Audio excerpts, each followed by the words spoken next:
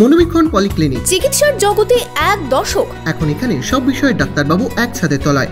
Phone করুন 7477999515 এই নম্বরে। অনির্দিষ্টকালের জন্য বেসরকারি বাস ধর্মঘট হতে চলেছে মুর্শিদাবাদে।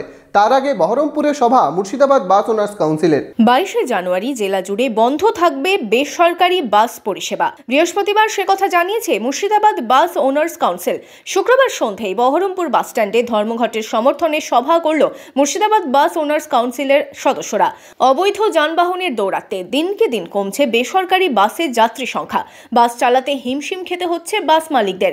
এই অবস্থায় দাঁড়িয়ে অনির্দিষ্টকালের জন্য বাস ধর্মঘটের ডাক দেওয়া হয়েছে মুর্শিদাবাদ বাস ওনার্স কাউন্সিলের পক্ষ থেকে। আগামী 22 তারিখ থেকে আমরা যে জেলাব্যাপী বাস বন্ধ করার আহ্বান জানিয়েছি এবং আমরা সম্মত হয়েছি, তাতে যাত্রী সাধারণকে সচেতন করা যাতে তারা রাস্তায় বেরিয়ে কোনো অসুবিধায় না পড়েন।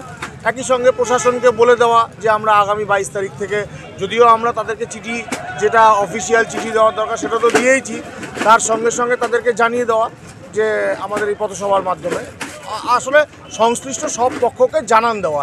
এদিন সন্ধ্যায় সাধারণ মানুষকে বাস ধর্মঘট নিয়ে সচেতন করতে সভা করেন বাস মালিক সংগঠনের সদস্যরা। আমাদের খুব অল্প দাবি, সেটা হচ্ছে বেআইনি গাড়িগুলোকে বন্ধ করতে হবে। গভর্নমেন্টের যে রেজুলেশন, গভর্নমেন্টের যে আদেশ, সেটাকে কার্যকর করতে হবে।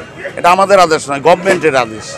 টোটো, অটো, মারুতি ভ্যান, এই জায়গাটা টোল যে একটা অন্যায় করছে, আমি যাবো না টোলের উপর দিয়ে, অথচ আমাকে পয়সা দিতে হবে, এই জিনিস চলতে পারে না, এই জিনিস চলে না।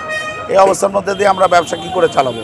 সবাই যদি খালি চাই, তাদেরকে দিতে দিতে তো আমাদের আর কিছু থাকে না, তেল কেনার পয়সা থাকে না।